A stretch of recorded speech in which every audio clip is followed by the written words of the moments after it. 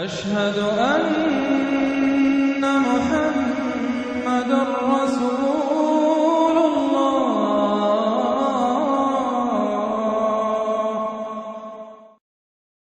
معوذتین، الفلق، الناس. نام. اگرچہ قرآن مجید کی یہ آخری دو سورتیں بجائے خود الگ الگ ہیں اور مصحف میں الگ ناموں ہی سے لکھی ہوئی ہیں، لیکن ان کے درمیان باہم اتنا گہرا تعلق ہے اور ان کے مضامین ایک دوسرے سے اتنی قریبی مناسبت رکھتے ہیں کہ ان کا ایک مشترک نام معوذتین، پناہ مانگنے والی دو سورتیں رکھا گیا ہے. امام بہقی نے دلائل نبوت میں لکھا ہے کہ یہ نازل بھی ایک ساتھ ہی ہوئی ہیں، اسی وجہ سے دونوں کا مجموعی نام معوذتین ہے. ہم یہاں دونوں پر ایک ہی دیباچہ لکھ رہے ہیں کیونکہ ان سے متعلقہ مسائل و مباحث بالکل یکساں ہیں، البتہ آگے ان کی ترجمانی اور تفسیر الگ الگ کی جائے گی. زمانہ نزول.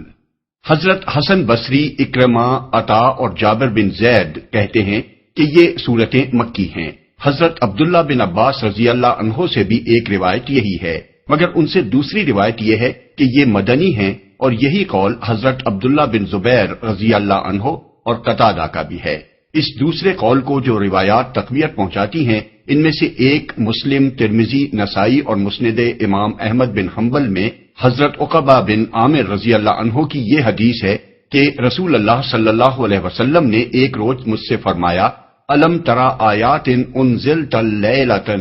لم یرمثلہن اعوذ برب الفلق اعوذ برب الناس. تمہیں کچھ پتا ہے کہ آج رات مجھ پر کیسی آیات نازل ہوئی ہیں؟ یہ بے مثل آیات ہیں، اعوذ برب الفلق اور اعوذ برب الناس. یہ حدیث اس بنا پر ان صورتوں کے مدنی ہونے کی دلیل ہے کہ حضرت عقبہ بن عامر رضی اللہ عنہ ہجرت کے بعد مدینہ طیبہ میں ایمان لائے تھے، جیسا کہ ابو داؤد اور نسائی نے خود ان کے اپنے بیان سے نقل کیا ہے. دوسری روایات جو اس قول کی تقویت کی موجب بنی ہیں وہ ابن سعد، محی السنہ بغوی، امام نصفی، امام بہقی، حافظ ابن حجر، حافظ بدر الدین عینی، عبد بن حمید وغیرہ ہم کی نقل کردہ یہ روایات ہیں کہ جب مدینے میں یہود نے رسول اللہ صلی اللہ علیہ وسلم پر جادو کیا تھا اور اس کے اثر سے حضور صلی اللہ علیہ وسلم بیمار ہو گئے تھے، اس وقت یہ صورتیں نازل ہوئی تھیں. ابن سعد نے واقدی کے حوالے سے بیان کیا ہے کہ یہ 7 ہجری کا واقعہ ہے. اسی بنا پر سفیان بن عیینہ نے بھی ان صورتوں کو مدنی کہا ہے. لیکن جیسا کہ ہم سورہ اخلاص کے دیباچے میں بیان کر چکے ہیں، کسی سورہ یا آیت کے متعلق جب یہ کہا جاتا ہے کہ وہ فلاں موقع پر نازل ہوئی تھی تو اس کا مطلب لازماً یہی نہیں ہوتا کہ وہ پہلی مرتبہ اسی موقع پر نازل ہوئی تھی، بلکہ بعض اوقات ایسا ہوا ہے کہ ایک سورت یا آیت پہلے نازل ہو چکی ہوتی تھی، یا پھر کوئی خاص واقعہ یا صورتحال پیش آنے پر اللہ تعالی کی طرف سے اسی کی طرف دوبارہ بلکہ کبھی کبھی بار بار حضور صلی اللہ علیہ وسلم کو توجہ دلائی جاتی تھی. ہمارے نزدیک ایسا ہی معاملہ معوذتین کا بھی ہے. ان کا مضمون صاف بتا رہا ہے کہ یہ ابتداً مکہ میں اس وقت نازل ہوئی ہوں گی جب وہاں حضور صلی اللہ علیہ وسلم کی مخالفت خوب زور پکڑ چکی تھی. بعد میں جب مدینہ طیبہ میں منافقین، یہود اور مشرکین کی مخالفت کے طوفان اٹھے تو حضور صلی اللہ علیہ وسلم کو پھر انہی دونوں صورتوں کے پڑھنے کی تلقین کی گئی، جیسا کہ حضرت عقبہ بن عامر رضی اللہ عنہ کی مندرجہ بالا روایت میں ذکر آیا ہے. اس کے بعد جب آپ پر جادو کیا گیا اور آپ کی علالت مزاج نے شدت اختیار کی تو اللہ کے حکم سے جبریل علیہ السلام نے آ کر پھر یہی صورتیں پڑھنے کے لیے آپ کو ہدایت کی. اس لیے ہمارے نزدیک ان مفسرین کا بیان ہی زیادہ معتبر ہے جو ان دونوں صورتوں کو مکی قرار دیتے ہیں. جادو کے معاملے کے ساتھ ان کو مخصوص سمجھنے میں تو یہ امر بھی مانے ہے کہ اس کے ساتھ صرف سورہ فلق کی صرف ایک آیت وَمِن شَرِّ النَّفَّاثَاتِ فِي الْعُقَدِ ہی تعلق رکھتی ہے. سورہ فلق کی باقی آیات اور پوری سورہ الناس کا اس معاملے سے براہ راست کوئی تعلق نہیں ہے. موضوع اور مضمون. مکہ معظمہ میں یہ دونوں صورتیں جن حالات میں نازل ہوئی تھیں وہ یہ تھے کہ اسلام کی دعوت شروع ہوتے ہی ایسا محسوس ہونے لگا تھا کہ رسول اللہ صلی اللہ علیہ وسلم نے گویا بھیڑوں کے چھتے میں ہاتھ ڈال دیا ہے. جوں جوں آپ کی دعوت پھیلتی گئی کفار قریش کی مخالفت بھی شدید ہوتی چلی گئی، جب تک انہیں یہ امید رہی کہ شاید وہ کسی طرح کی سودے بازی کر کے یا بہلا پھسلا کر آپ کو اس کام سے باز رکھ سکیں گے، اس وقت تک تو پھر بھی انات کی شدت میں کچھ کمی رہی، لیکن جب حضور صلی اللہ علیہ وسلم نے ان کو اس طرف سے بالکل مایوس کر دیا کہ آپ ان کے ساتھ دین کے معاملے میں کوئی مصالحت کرنے پر آمادہ ہو سکیں گے، اور سورہ کافرون میں صاف صاف ان سے کہہ دیا گیا کہ جن کی بندگی تم کرتے ہو ان کی بندگی کرنے والا میں نہیں ہوں، اور جس کی بندگی میں کرتا ہوں اس کی بندگی کرنے والے تم نہیں ہو، اس لیے میرا راستہ الگ ہے اور تمہارا راستہ الگ۔ تو کفار کی دشمنی اپنے پورے عروج پر پہنچ گئی، خصوصیت کے ساتھ جن خاندانوں کے افراد، مردوں یا عورتوں، لڑکوں یا لڑکیوں نے اسلام قبول کر لیا تھا، ان کے دلوں میں تو حضور کے خلاف ہر وقت بھٹیاں سلگتی رہتی تھیں، گھر گھر آپ کو کوسا جا رہا تھا، خفیہ مشورے کیے جا رہے تھے کہ کسی وقت رات کو چھپ کر آپ کو قتل کر دیا جائے تاکہ بنی ہاشم کو قاتل کا پتہ نہ چل سکے اور وہ بدلہ نہ لے سکے۔ آپ کے خلاف جادو ٹونے کیے جا رہے تھے تاکہ آپ یا تو وفات پا جائیں یا سخت بیمار پڑ جائیں یا دیوانے ہو جائیں۔ شیاطین جن و انس ہر طرف پھیل گئے تھے تاکہ عوام کے دلوں میں آپ کے خلاف اور آپ کے لائے ہوئے دین اور قرآن کے خلاف کوئی نہ کوئی وسوسہ ڈال دیں، جس سے لوگ بدگمان ہو کر آپ سے دور بھاگنے لگے۔ بہت سے لوگوں کے دلوں میں حسد کی آگ بھی جل رہی تھی، کیونکہ وہ اپنے سوا یا اپنے قبیلے کے کسی آدمی کے سوا دوسرے کسی شخص کا چراغ جلتے نہ دیکھ سکتے تھے۔ مثال کے طور پر ابو جہل جس بنا پر رسول اللہ صلی اللہ علیہ وسلم کی مخالفت میں حد سے بڑھتا چلا جاتا تھا، اس کی وجہ وہ خود یہ بیان کرتا ہے کہ ہمارا اور بنی عبد مناف یعنی رسول اللہ صلی اللہ علیہ وسلم کے خاندان کا باہم مقابلہ تھا۔ انہوں نے کھانے کھلائے تو ہم نے بھی کھلائے، انہوں نے لوگوں کو سواریاں دیں تو ہم نے بھی دیں، انہوں نے عطیے دیے تو ہم نے بھی دیے، یہاں تک کہ وہ اور ہم جب عزت و شرف میں برابر کی ٹکر ہو گئے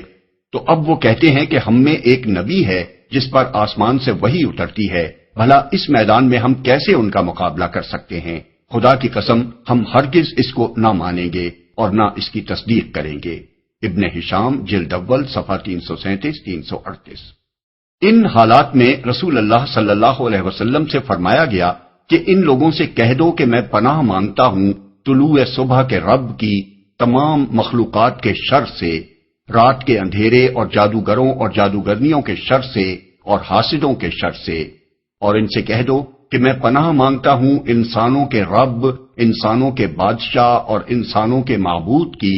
ہر اس وسوسہ انداز کے شر سے جو بار بار پلٹ پلٹ کر آتا ہے اور لوگوں کے دلوں میں وسوسے ڈالتا ہے، خواہ وہ شیاطین جن میں سے ہو یا شیاطین انس میں سے۔ یہ اسی طرح کی بات ہے جیسی حضرت موسیٰ نے اس وقت فرمائی تھی جب فرعون نے بھرے دربار میں ان کے قتل کا ارادہ ظاہر کیا تھا کہ انی استو بربی و ربکم من کل متکبر لا یؤمن بیوم الحساب، میں نے اپنے اور تمہارے رب کی پناہ لے لی ہے ہر اس متکبر کے مقابلے میں جو روز حساب پر ایمان نہیں رکھتا۔ المومن 27۔ وَإِنِّي أُسْتُ بِرَبِّي وَرَبِّكُمْ أَن تَرْجُمُونَ، اور میں نے اپنے اور تمہارے رب کی پناہ لے لی ہے اس بات سے کہ تم مجھ پر حملہ آور ہو۔ الدخان 20۔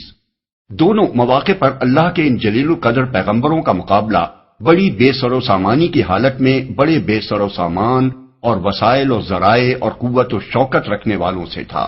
دونوں مواقع پر وہ طاقتور دشمنوں کے آگے اپنی دعوت حق پر ڈٹ گئے، درہاں حالے کہ ان کے پاس کوئی مادی طاقت ایسی نہ تھی جس کے بل پر وہ ان کا مقابلہ کر سکتے، اور دونوں مواقع پر انہوں نے دشمنوں کی دھمکیوں اور خطرناک تدبیروں اور معاندانہ چالوں کو یہ کہہ کر نظر انداز کر دیا کہ تمہارے مقابلے میں ہم نے رب کائنات کی پناہ لے لی ہے۔ ظاہر ہے کہ یہ اولوالعزمی اور ثابت قدمی وہی شخص دکھا سکتا ہے جس کو یہ یقین ہو کہ اس رب کی طاقت سب سے بڑی طاقت ہے، اس کے مقابلے میں دنیا کی ساری طاقتیں ہیچ ہیں، اور اس کی پناہ جسے حاصل ہو اس کا کوئی کچھ نہیں بگاڑ سکتا۔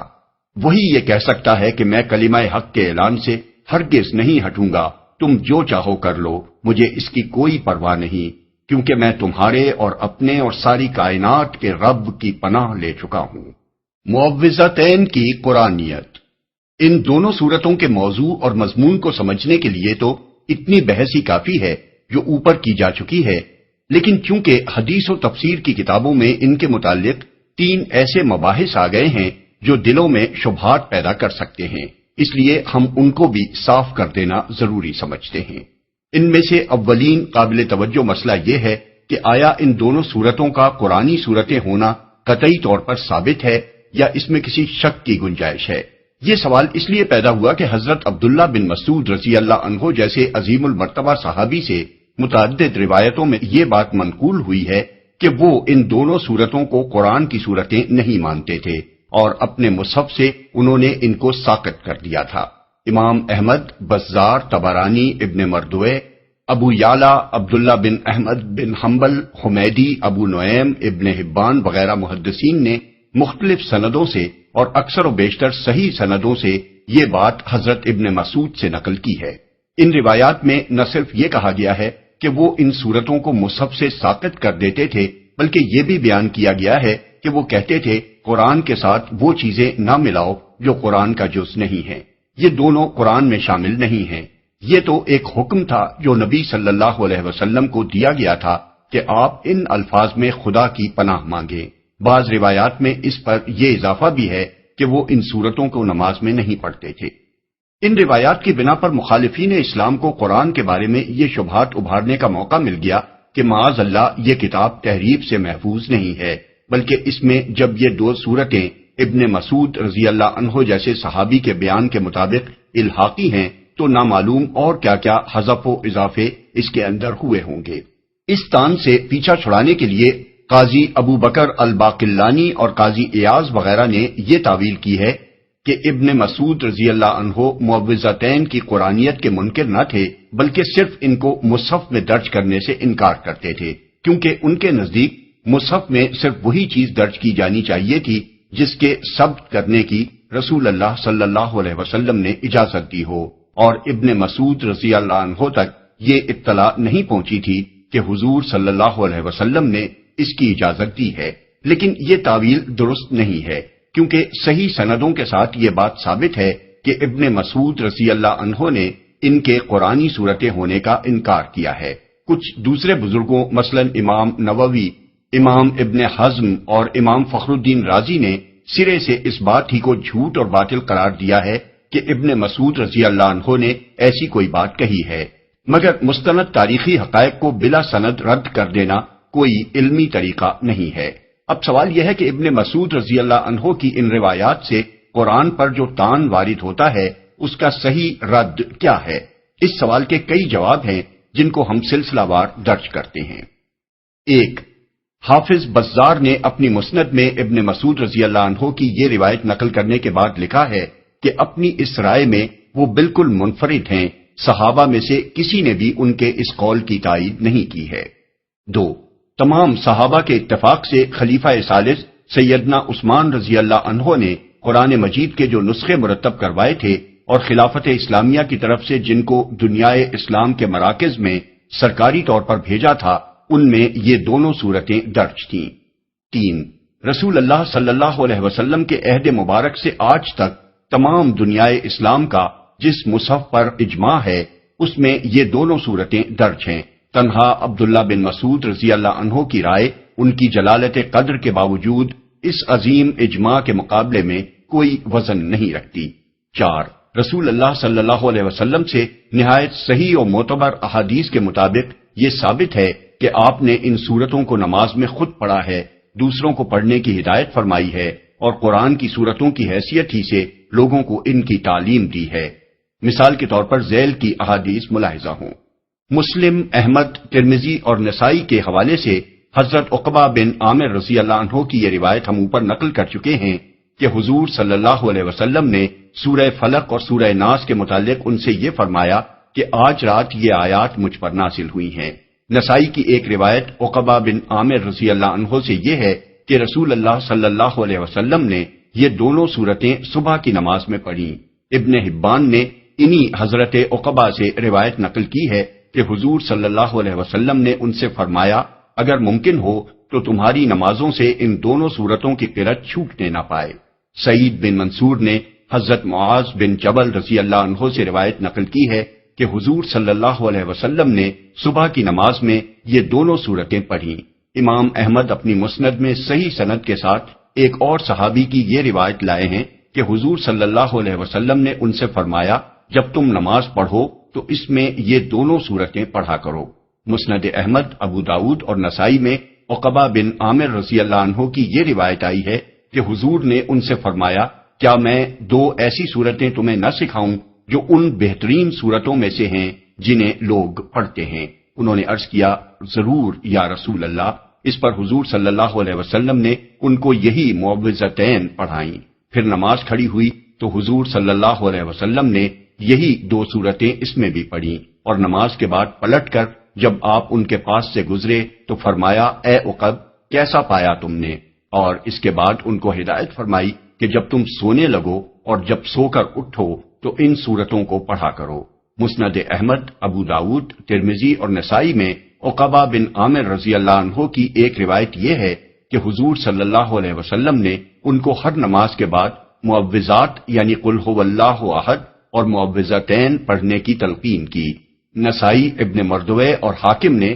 عقبہ بن عامر رضی اللہ عنہ کی یہ روایت بھی نقل کی ہے کہ ایک مرتبہ حضور صلی اللہ علیہ وسلم سواری پر چلے جا رہے تھے اور میں آپ کے قدم مبارک پر ہاتھ رکھے ہوئے ساتھ ساتھ چل رہا تھا۔ میں نے عرض کیا مجھے سورہ ہود یا سورہ یوسف سکھا دیجئے۔ فرمایا اللہ کے نزدیک بندے کے لیے قل اعوذ برب الفلق سے زیادہ نافع کوئی چیز نہیں ہے۔ عبداللہ بن عابس الجوہنی کی روایت نسائی، بیہقی، بغوی اور ابن سعد نے نقل کی ہے کہ حضور صلی اللہ علیہ وسلم نے مجھ سے فرمایا ابن عابس کیا میں تمہیں نہ بتاؤں کہ پناہ مانگنے والوں نے جتنی چیزوں کے ذریعے سے اللہ کی پناہ مانگی ہے ان میں سب سے افضل کون سی چیزیں ہیں؟ میں نے عرض کیا ضرور یا رسول اللہ۔ فرمایا قل اعوذ برب الفلق اور قل اعوذ برب الناس، یہ دونوں صورتیں۔ ابن مردوے نے حضرت ام سلمہ کی روایت نقل کی ہے کہ اللہ کو جو صورتیں سب سے زیادہ پسند ہیں وہ قل اعوذ برب الفلق اور قل اعوذ برب الناس ہیں۔ یہاں یہ سوال پیدا ہوتا ہے کہ حضرت عبداللہ بن مسعود رضی اللہ عنہ کو یہ غلط فہمی آخر کیسے لاحق ہوئی کہ یہ دونوں قرآن مجید کی صورتیں نہیں ہیں؟ اس کا جواب ہمیں دو روایتوں کو جمع کر کے دیکھنے سے ملتا ہے۔ ایک یہ روایت کہ حضرت عبداللہ بن مسعود کہتے تھے کہ یہ تو ایک حکم تھا جو رسول اللہ صلی اللہ علیہ وسلم کو دیا گیا تھا کہ آپ اس طرح تعوذ کیا کریں۔ دوسری وہ روایت جو کئی مختلف سندوں سے امام بخاری نے صحیح البخاری میں، امام احمد نے اپنی مسند میں، حافظ ابو بکر الحمیدی نے اپنی مسند میں، ابو نعیم نے اپنی المستخرج میں اور نسائی نے اپنی سنن میں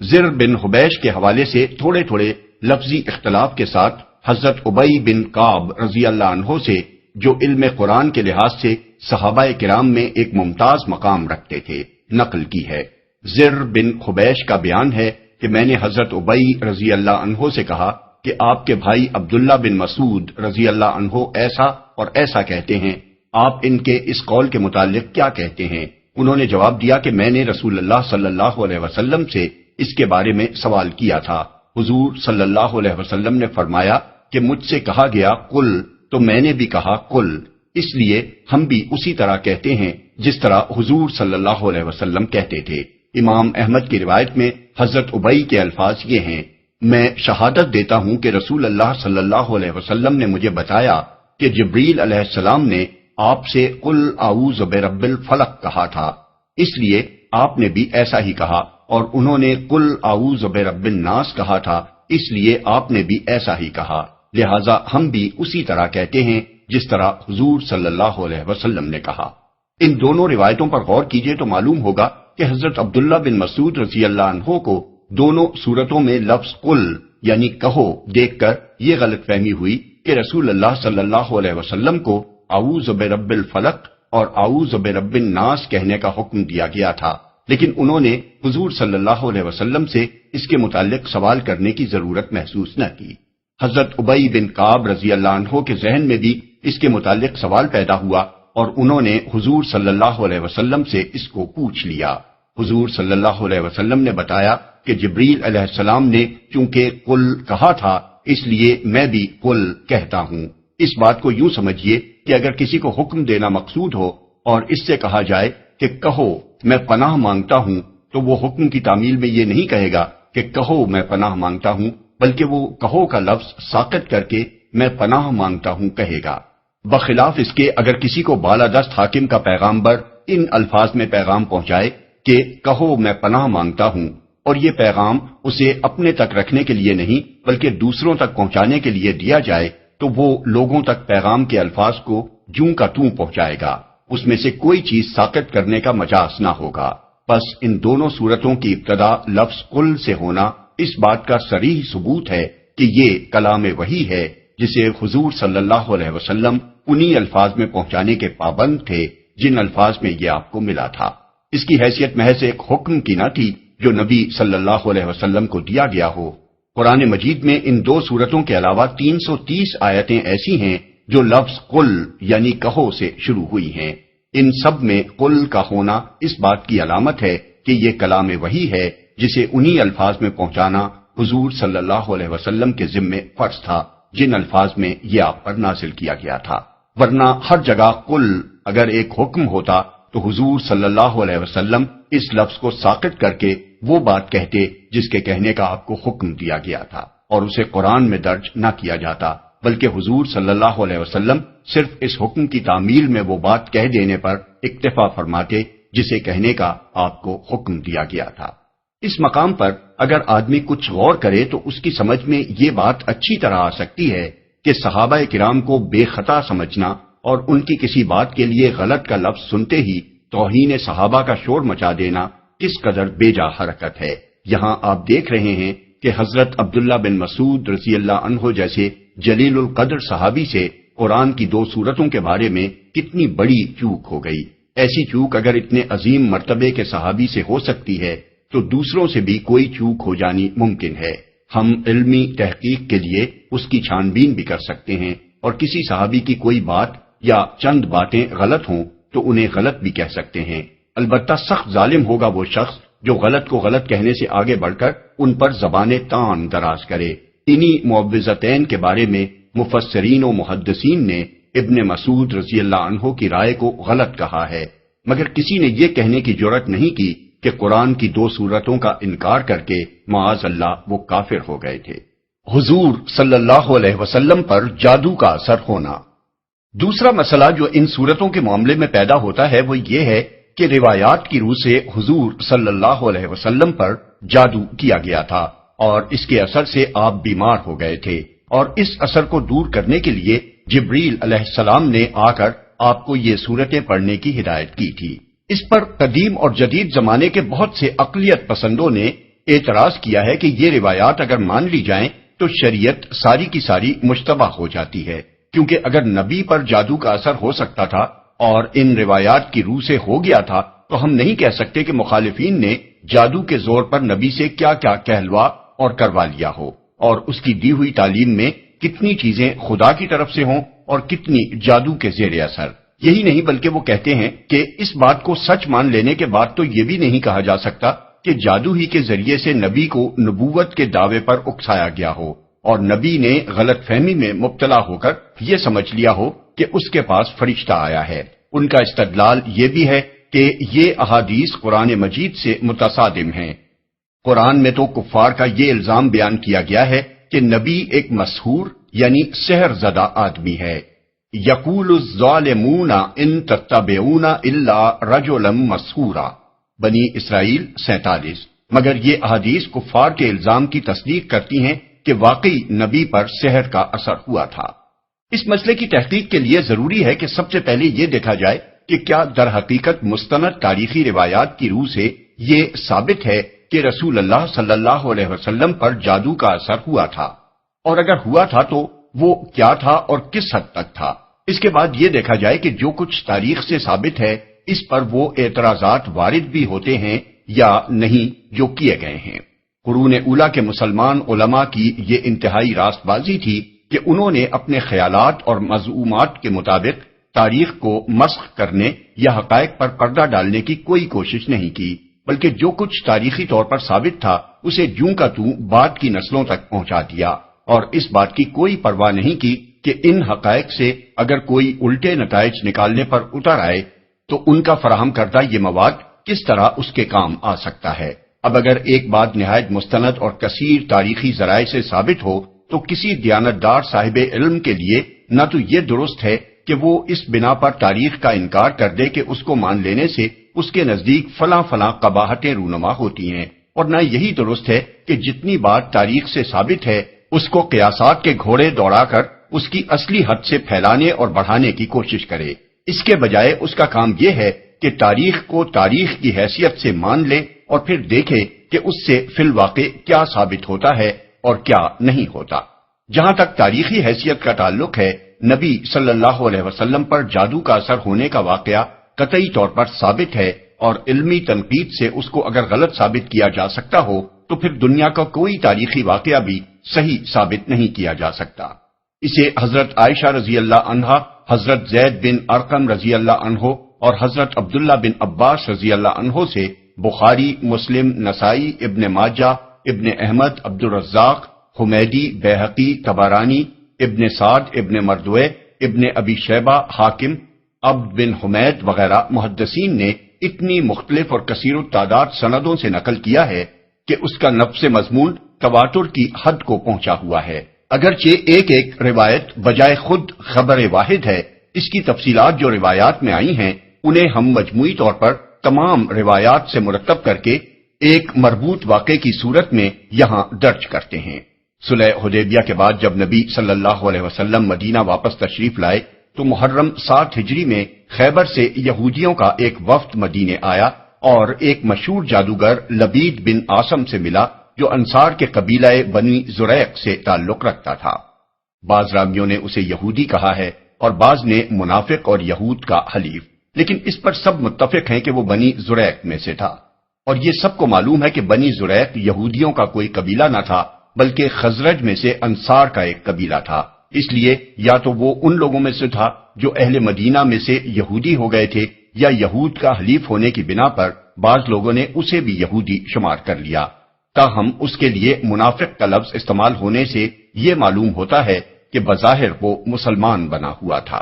ان لوگوں نے اس سے کہا کہ محمد صلی اللہ علیہ وسلم نے ہمارے ساتھ جو کچھ کیا ہے وہ تمہیں معلوم ہے، ہم نے ان پر بہت جادو کرنے کی کوشش کی مگر کوئی کامیابی نہیں ہوئی، اب ہم تمہارے پاس آئے ہیں کیونکہ تم ہم سے بڑے جادوگر ہو، لو یہ 3 اشرفیاں حاضر ہیں، انہیں قبول کر لو اور محمد صلی اللہ علیہ وسلم پر ایک زور کا جادو کر دو۔ اس زمانے میں حضور صلی اللہ علیہ وسلم کے ہاں ایک یہودی لڑکا خدمتگار تھا، اس سے ساز باز کر کے ان لوگوں نے حضور صلی اللہ علیہ وسلم کی کنگھی کا ایک ٹکڑا حاصل کر لیا جس میں آپ کے منہ مبارک تھے۔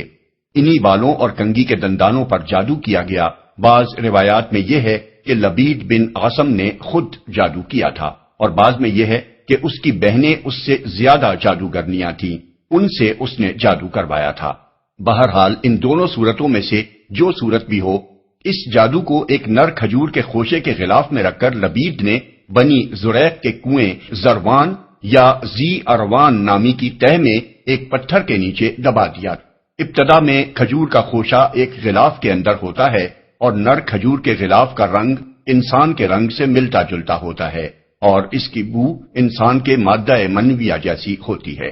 اس جادو کا اثر نبی صلی اللہ علیہ وسلم پر ہوتے ہوتے پورا 1 سال لگا۔ دوسری ششماہی میں کچھ تغیر مزاج محسوس ہونا شروع ہوا۔ آخری 40 دن سخت اور آخری 3 دن زیادہ سخت گزرے، مگر اس کا زیادہ سے زیادہ جو اثر حضور صلی اللہ علیہ وسلم پر ہوا وہ بس یہ تھا کہ آپ گھلتے چلے جا رہے تھے۔ کسی کام کے متعلق خیال فرماتے کہ وہ کر لیا ہے مگر نہیں کیا ہوتا تھا، اپنی ازواج کے متعلق خیال فرماتے کہ آپ ان کے پاس گئے ہیں مگر نہیں گئے ہوتے تھے، اور بعض اوقات آپ کو اپنی نظر پر بھی شبہ ہوتا تھا کہ کسی چیز کو دیکھا ہے مگر نہیں دیکھا ہوتا تھا۔ یہ تمام اثرات آپ کی ذات تک محدود رہے، حتیٰ کہ دوسرے لوگوں کو یہ معلوم تک نہ ہو سکا کہ آپ پر کیا گزر رہی ہے۔ رہی آپ کے نبی ہونے کی حیثیت تو اس میں آپ کے فرائض کے اندر کوئی خلل واقع نہ ہونے پایا۔ کسی روایت میں یہ نہیں ہے کہ اس زمانے میں آپ قرآن کی کوئی آیت بھول گئے ہوں یا کوئی آیت آپ نے غلط پڑھ ڈالی ہو،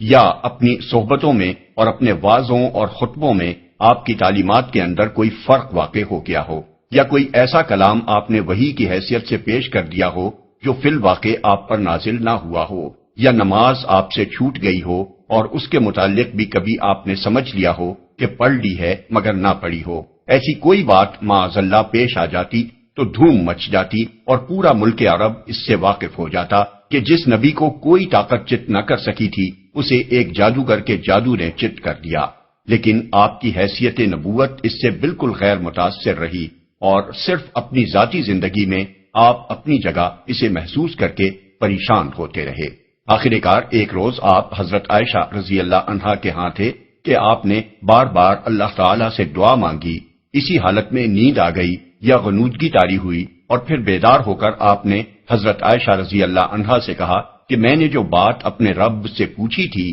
وہ اس نے مجھے بتا دی ہے۔ حضرت عائشہ رضی اللہ عنہا نے عرض کیا وہ کیا بات ہے؟ آپ نے فرمایا 2 آدمی یعنی فرشتے 2 آدمیوں کی صورت میں میرے پاس آئے، ایک سرہانے کی طرف تھا اور دوسرا پائنٹی کی طرف۔ ایک نے پوچھا انہیں کیا ہوا؟ دوسرے نے جواب دیا ان پر جادو ہوا ہے۔ اس نے پوچھا کس نے کیا ہے؟ جواب دیا لبید بن عاصم نے۔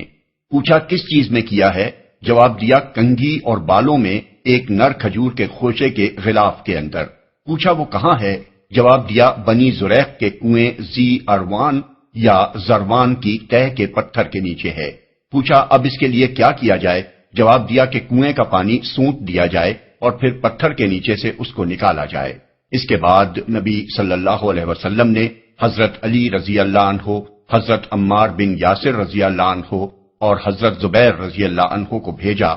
ان کے ساتھ جبیر بن ایاس الزرقی رضی اللہ عنہ اور قیس بن محسن الزرقی رضی اللہ عنہ یعنی بنی زریق کے یہ 2 اصحاب بھی شامل ہو گئے۔ بعد میں حضور صلی اللہ علیہ وسلم خود بھی چند اصحاب کے ساتھ وہاں پہنچ گئے۔ پانی نکالا گیا اور وہ غلاف برآمد کر لیا گیا۔ اس میں کنگھی اور بالوں کے ساتھ ایک تانٹ کے اندر 11 گریں پڑی ہوئی تھیں اور موم کا ایک پتلا تھا جس میں سوئیاں چبوئی ہوئی تھیں۔ جبریل علیہ السلام نے آ کر بتایا کہ آپ معوذتین پڑھیں۔ چنانچہ آپ ایک ایک آیت پڑھتے جاتے اور اس کے ساتھ ایک ایک گرہ کھولی جاتی اور پتلے میں سے ایک ایک سوئی نکالی جاتی رہی۔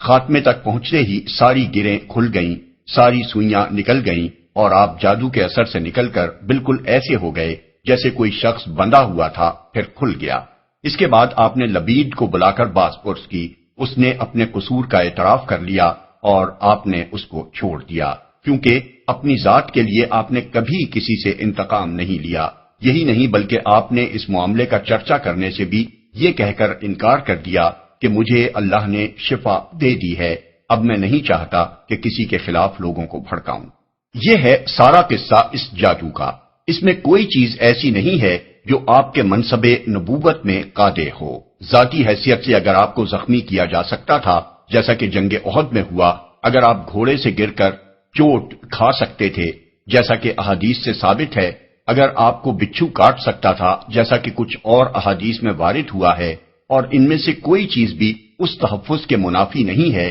جس کا نبی ہونے کی حیثیت سے اللہ تعالیٰ نے آپ سے وعدہ کیا تھا، تو آپ اپنی ذاتی حیثیت میں جادو کے اثر سے بیمار بھی ہو سکتے تھے۔ نبی پر جادو کا اثر ہو سکتا ہے، یہ بات تو قرآن مجید سے بھی ثابت ہے۔ سورہ آراف میں فرعون کے جادوگروں کے متعلق بیان ہوا ہے کہ حضرت موسیٰ کے مقابلے میں جب وہ آئے تو انہوں نے 1000 آدمیوں کے اس پورے مجمع کی نگاہوں پر جادو کر دیا جو وہاں دونوں کا مقابلہ دیکھنے کے لیے جمع ہوا تھا۔ سحروا اعین الناس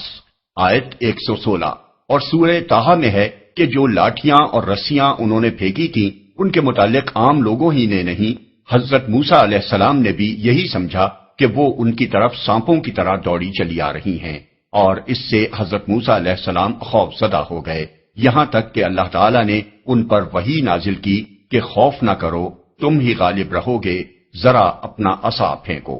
فَإِذَا حِبَالُهُمْ وَعِصِيُّهُمْ يُخَيَّلُ إِلَيْهِ مِنْ سِحْرِهِمْ أَنَّهَا تَسْعَى فَأَوْجَسَ فِي نَفْسِهِ خِيفَةً مُوسَى قُلْنَا لَا تَخَفْ إِنَّكَ أَنْتَ الْأَعْلَى وَأَلْقِ مَا فِي يَمِينِكَ تَلْقَفْ مَا صَنَعُوا إِنَّمَا صَنَعُوا كَيْدُ سَاحِرٍ وَلَا يُفْلِحُ السَّاحِرُ حَيْثُ أَتَى۔ آیات 66 تا 69۔ رہا یہ اعتراض کہ یہ تو کفار مکہ کے اس الزام کی تصدیق ہو گئی کہ نبی صلی اللہ علیہ وسلم کو وہ سحر زدہ آدمی کہتے تھے، تو اس کا جواب یہ ہے کہ کفار آپ کو سحر زدہ آدمی اس معنی میں نہیں کہتے تھے کہ آپ کسی جادوگر کے اثر سے بیمار ہو گئے ہیں، بلکہ اس معنی میں کہتے تھے کہ کسی جادوگر نے معاذ اللہ آپ کو پاگل کر دیا ہے اور اسی پاگل پن میں آپ نبوت کا دعویٰ کر بیٹھے ہیں اور جنت و دوزخ کے افسانے سنا رہے ہیں۔ اب ظاہر ہے کہ یہ اعتراض ایسے معاملے پر سرے سے چسپاں ہی نہیں ہوتا جس کے متعلق تاریخ سے یہ ثابت ہے کہ جادو کا اثر صرف ذات محمد صلی اللہ علیہ وسلم پر ہوا تھا۔ نبوت محمد صلی اللہ علیہ وسلم اس سے بالکل غیر متاثر رہی۔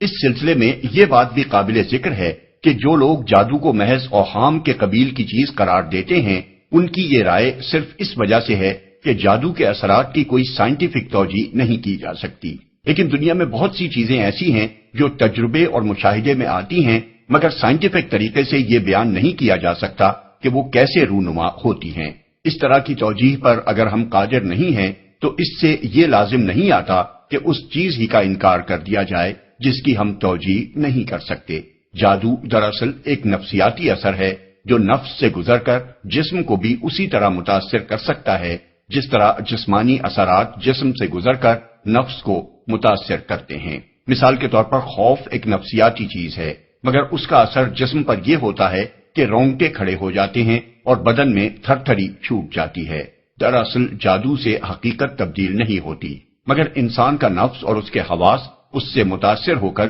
یہ محسوس کرنے لگتے ہیں کہ حقیقت تبدیل ہو گئی ہے۔ حضرت موسیٰ علیہ السلام کی طرف جادوگروں نے جو لاٹھیاں اور رسیاں پھینکی تھیں وہ واقعی سانپ نہیں بن گئی تھیں، لیکن ہزاروں کے مجمع کی آنکھوں پر ایسا جادو ہوا کہ سب نے انہیں سانپ ہی محسوس کیا، اور حضرت موسیٰ علیہ السلام تک کے حواس جادو کی اس تاثیر سے محفوظ نہ رہ سکے۔ اسی طرح قرآن البقرہ آیت 102 میں بیان کیا گیا ہے کہ بابل میں ہاروت اور ماروت سے لوگ ایسا جادو سیکھتے تھے جو شوہر اور بیوی میں جدائی ڈال دے۔ یہ بھی ایک نفسیاتی اثر تھا، اور ظاہر ہے کہ اگر تجربے سے لوگوں کو اس عمل کی کامیابی معلوم نہ ہوتی تو وہ اس کے خریدار نہ بن سکتے تھے۔ بلا شبہ یہ بات اپنی جگہ بالکل درست ہے کہ بندوق کی گولی اور ہوائی جہاز سے گرنے والے بم کی طرح جادو کا مؤثر ہونا بھی اللہ کے اذن کے بغیر ممکن نہیں ہے، مگر جو چیز ہزارہا سال سے انسان کے تجربے اور مشاہدے میں آ رہی ہو اس کے وجود کو جھٹلا دینا محض ایک ہٹ دھرمی ہے۔ اسلام میں جھاڑ پھونک کی حیثیت۔ تیسرا مسئلہ ان صورتوں کے معاملے میں یہ پیدا ہوتا ہے کہ آیا جھاڑ پھونک کی اسلام میں کوئی گنجائش ہے،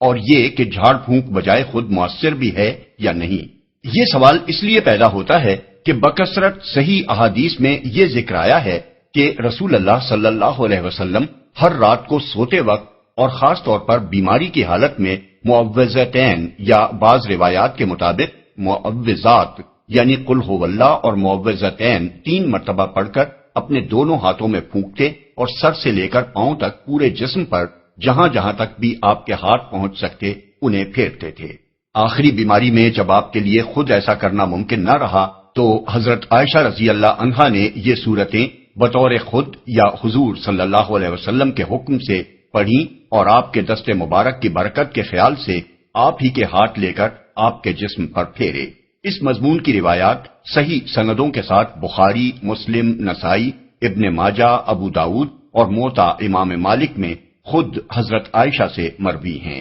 جن سے بڑھ کر کوئی بھی حضور صلی اللہ علیہ وسلم کی خانگی زندگی سے واقف نہ ہو سکتا تھا۔ اس معاملے میں پہلے مسئلہ شرعی اچھی طرح سمجھ لینا چاہیے۔ احادیث میں حضرت عبداللہ بن عباس رضی اللہ عنہ کی طویل روایت آئی ہے جس کے آخر میں حضور صلی اللہ علیہ وسلم فرماتے ہیں کہ میری امت کے وہ لوگ بلا حساب جنت میں داخل ہوں گے جو نہ داغنے کا علاج کراتے ہیں، نہ جھاڑ پھونک کراتے ہیں، نہ فال لیتے ہیں، بلکہ اپنے رب پر توکل کرتے ہیں۔ مسلم۔ حضرت مغیرہ بن شعبہ رضی اللہ عنہ کی روایت ہے کہ حضور صلی اللہ علیہ وسلم نے فرمایا جس نے داغنے سے علاج کرایا اور جھاڑ پھونک کرائی وہ اللہ پر توکل سے بے تعلق ہو گیا۔ ترمذی۔ حضرت عبداللہ بن مسعود رضی اللہ عنہ کی روایت ہے کہ رسول اللہ صلی اللہ علیہ وسلم 10 چیزوں کو ناپسند فرماتے تھے جن میں سے ایک جھاڑ پھونک بھی ہے، سوائے معوذتین یا معوذات کے۔ ابو داود، احمد، نسائی، ابن حبان، حاکم۔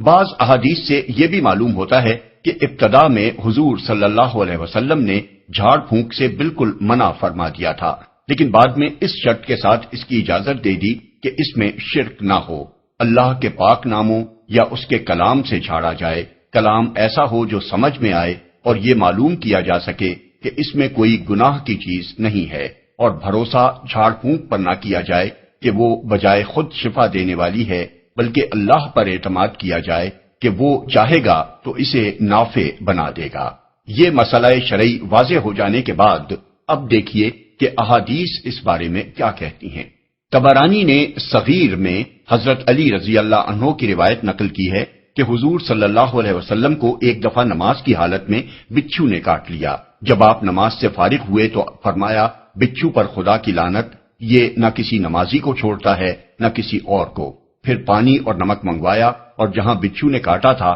وہاں آپ نمکین پانی ملتے جاتے تھے اور قل یا ایھا الکافرون، قل ھو اللہ احد، قل اعوذ برب الفلق اور قل اعوذ برب الناس پڑھتے جاتے تھے۔ ابن عباس کی یہ روایت بھی احادیث میں آئی ہے کہ نبی صلی اللہ علیہ وسلم حضرت حسن رضی اللہ عنہ اور حضرت حسین رضی اللہ عنہ پر یہ دعا پڑھتے تھے،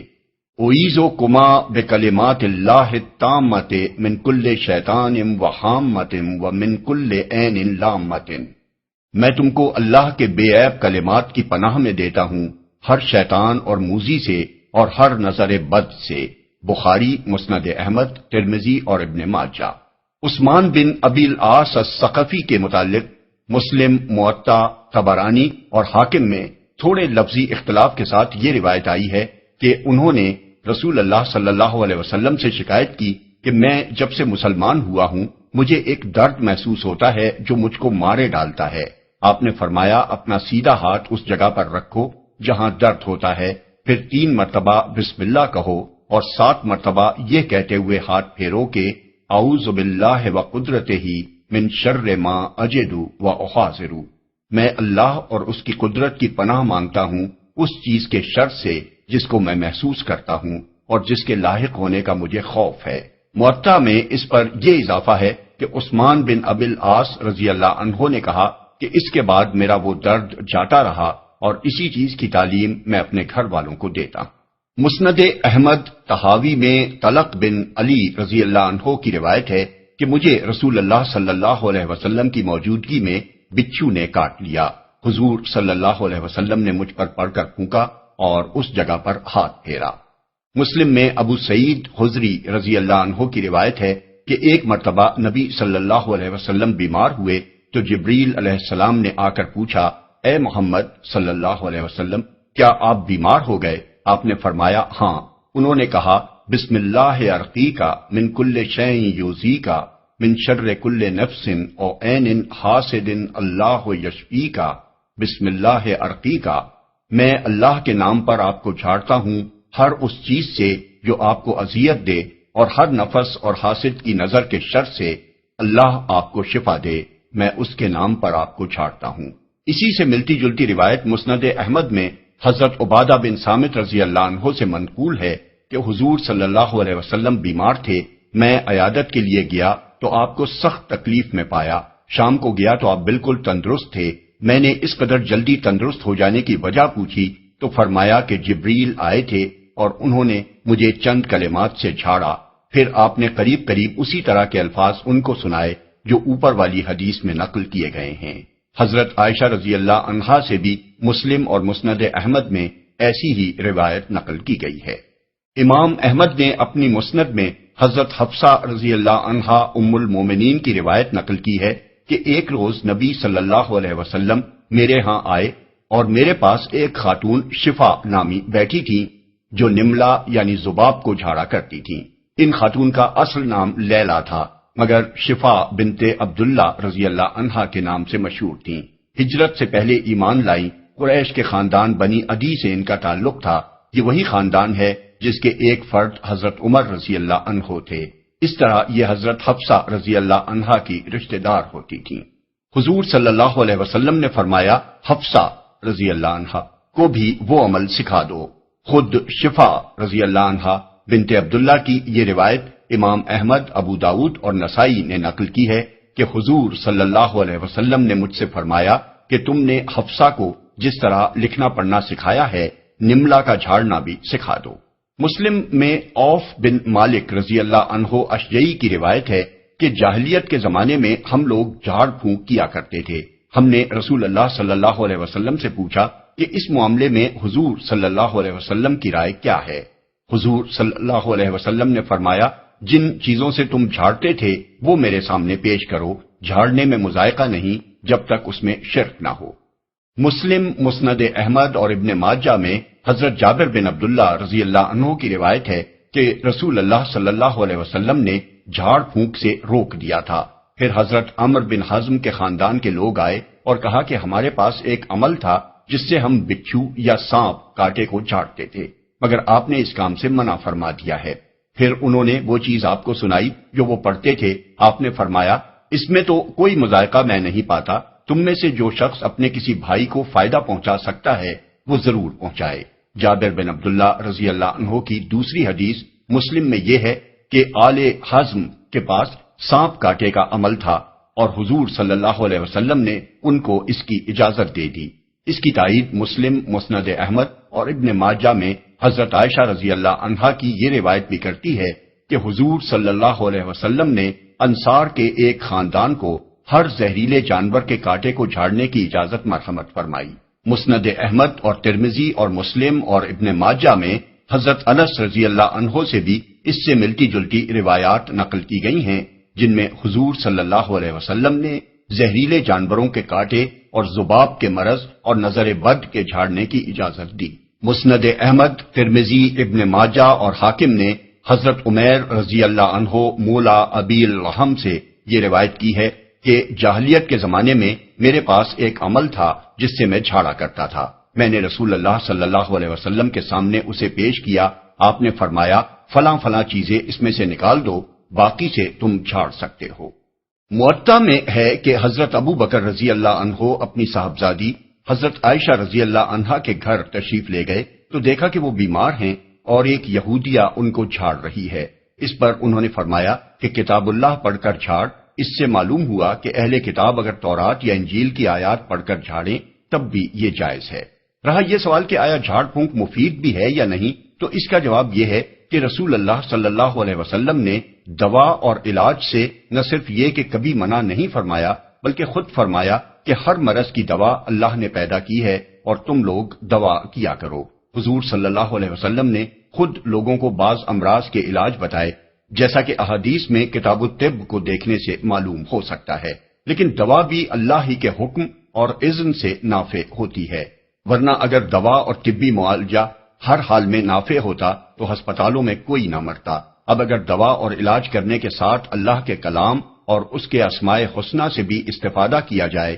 یا ایسی جگہ جہاں کوئی طبی امداد میسر نہ ہو اللہ ہی کی طرف رجوع کر کے اس کے کلام اور اسماء و صفات سے استعانت کی جائے، تو یہ مادہ پرستوں کے سوا کسی کی عقل کے بھی خلاف نہیں ہے۔ مادہ پرست دنیا کے بھی بہت سے ڈاکٹروں نے اعتراف کیا ہے کہ دعا اور رجوع اللہ مریضوں کی شفایابی میں بہت کارگر چیز ہے، اور اس کا خود مجھے ذاتی طور پر اپنی زندگی میں 2 مرتبہ تجربہ ہوا ہے۔ 1948 میں جب مجھے نظر بند کیا گیا تو چند روز بعد ایک پتھری میرے مثانے میں آ کر اڑ گئی اور 16 گھنٹے تک پیشاب بند رہا۔ میں نے اللہ تعالیٰ سے دعا کی کہ میں ظالموں سے علاج کی درخواست نہیں کرنا چاہتا، تو ہی میرا علاج فرما دے۔ چنانچہ وہ پتھری پیشاب کے راستے سے ہٹ گئی اور 20 برس تک ہٹی رہی، یہاں تک کہ 1968 میں اس نے پھر تکلیف دی اور اس کو آپریشن کر کے نکالا گیا۔ دوسری مرتبہ جب 1953 میں مجھے گرفتار کیا گیا تو میری دونوں پنڈلیاں کئی مہینے سے داد کی سخت تکلیف میں مبتلا تھیں اور کسی علاج سے آرام نہیں آ رہا تھا۔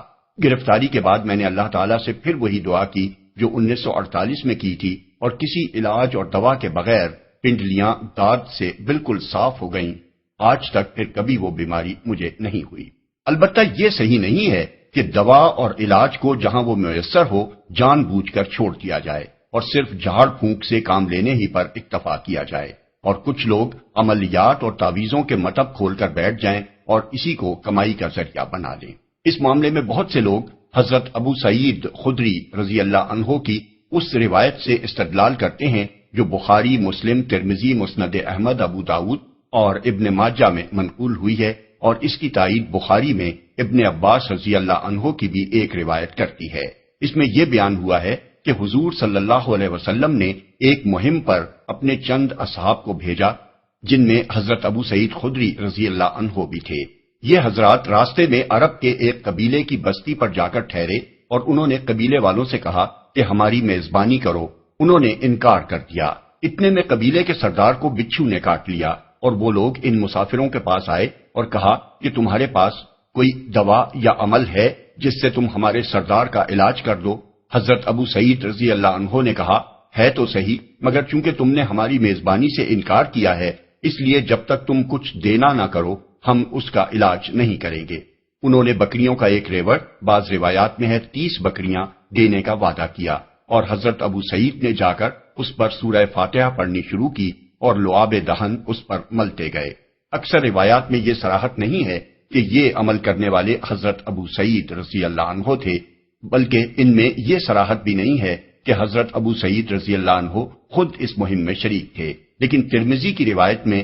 دونوں باتوں کی صراحت ہے۔ آخر کار بچھو کا سر زائل ہو گیا اور قبیلے والوں نے جتنی بکریاں دینے کا وعدہ کیا تھا وہ لا کر دے دیں، مگر ان حضرات نے آپس میں کہا کہ ان بکریوں سے کوئی فائدہ نہ اٹھاؤ جب تک رسول اللہ صلی اللہ علیہ وسلم سے پوچھ نہ لیا جائے، نامعلوم اس کام پر اجر لینا جائز ہے یا نہیں۔ چنانچہ یہ لوگ حضور صلی اللہ علیہ وسلم کی خدمت میں حاضر ہوئے اور ماجرا عرض کیا۔ حضور صلی اللہ علیہ وسلم نے ہنس کر فرمایا تمہیں کیسے معلوم ہوا کہ یہ سورج جھاڑنے کے کام بھی آ سکتی ہے؟ بکریاں لے لو اور ان میں میرا حصہ بھی لگاؤ۔ لیکن اس حدیث سے تعویذ، گنڈے اور جھاڑ پھونک کا مطلب چلانے کا جواز نکالنے سے پہلے عرب کے ان حالات کو نگاہ میں رکھنا چاہیے جن میں حضرت ابو سعید خدری رضی اللہ عنہ نے یہ کام کیا تھا، اور حضور صلی اللہ علیہ وسلم نے اسے نہ صرف جائز رکھا تھا بلکہ یہ بھی فرمایا تھا کہ میرا حصہ بھی لگاؤ، تاکہ اس کے جواز و عدم جواز کے معاملے میں ان اصحاب کے دلوں میں کوئی شبہ باقی نہ رہے۔ عرب کے حالات اس زمانے میں بھی یہ تھے اور آج تک یہ ہیں کہ 50-50، 100-100، 150-150 میل تک آدمی کو ایک بستی سے چل کر دوسری بستی نہیں ملتی۔ بستیاں بھی اس وقت ایسی نہ تھیں جن میں ہوٹل، سرائے یا کھانے کی دکانیں موجود ہوں، اور مسافر کئی روز کی مسافت طے کر کے جب وہاں پہنچے تو سامان خورد و نوش خرید سکے۔ ان حالات میں یہ بات عرب کے معروف اصول اخلاق میں شامل تھی کہ مسافر جب کسی بستی میں پہنچیں تو بستی کے لوگ ان کی میزبانی کریں۔ اس سے انکار کے معنی بسا اوقات مسافروں کے لیے موت کے ہوتے تھے، اور عرب میں اس طرز عمل کو معیوب سمجھا جاتا تھا۔ اسی لیے رسول اللہ صلی اللہ علیہ وسلم نے اپنے صحابہ کے اس فعل کو جائز رکھا کہ جب قبیلے والوں نے میزبانی سے انکار کر دیا تھا تو ان کے سردار کا علاج کرنے سے انہوں نے بھی انکار کر دیا، اور اس شرط پر اس کا علاج کرنے پر راضی ہوئے کہ وہ ان کو کچھ دینا کریں۔ پھر جب ان میں سے ایک صاحب نے اللہ کے بھروسے پر سورہ فاتحہ اس سردار پر پڑھی اور وہ اس سے اچھا ہو گیا تو طے شدہ اجرت قبیلے والوں نے لا کر دے دی، اور حضور صلی اللہ علیہ وسلم نے اس اجرت کے لینے کو حلال و طیب قرار دیا۔ بخاری میں اس واقعے کے متعلق حضرت عبداللہ بن عباس کی جو روایت ہے اس میں حضور صلی اللہ علیہ وسلم کے الفاظ یہ ہیں کہ انا احق ما اخذتم علیہ اجرن کتاب اللہ،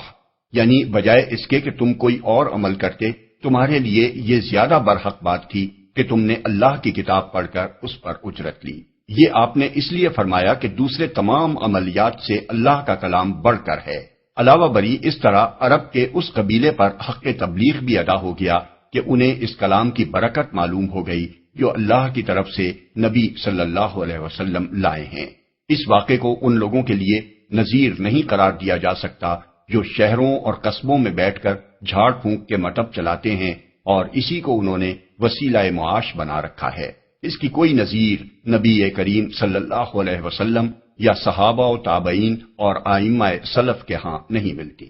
سورہ فاتحہ اور ان سورتوں کی مناسبت۔ آخری چیز جو معوذتین کے بارے میں قابل توجہ ہے وہ قرآن کے آغاز اور اختتام کی مناسبت ہے۔ اگرچہ قرآن مجید ترتیب نزول پر مرتب نہیں کیا گیا ہے، مگر 23 سال کے دوران میں مختلف حالات اور مواقع اور ضروریات کے لحاظ سے نازل ہونے والی آیات اور سورتوں کو رسول اللہ صلی اللہ علیہ وسلم نے بطور خود نہیں بلکہ ان کے نازل کرنے والے خدا کے حکم سے اس شکل میں مرتب فرمایا جس میں اب ہم اس کو پاتے ہیں۔ اس ترتیب کے لحاظ سے قرآن کا آغاز سورہ فاتحہ سے ہوتا ہے اور اختتام معوذتین سے۔ اب ذرا دونوں پر ایک نگاہ ڈالیے۔ آغاز میں اللہ رب العالمین رحمان و رحیم اور مالک یوم الدین کی حمد و ثنا کر کے بندہ عرض کرتا ہے کہ آپ ہی کی میں بندگی کرتا ہوں اور آپ ہی سے مدد چاہتا ہوں، اور سب سے بڑی مدد جو مجھے درکار ہے وہ یہ ہے کہ مجھے سیدھا راستہ بتائیے۔ جواب میں اللہ تعالیٰ کی طرف سے سیدھا راستہ دکھانے کے لیے اسے پورا قرآن دیا جاتا ہے، اور اس کو ختم اس بات پر کیا جاتا ہے کہ بندہ اللہ تعالیٰ سے جو رب الفلق اور رب الناس،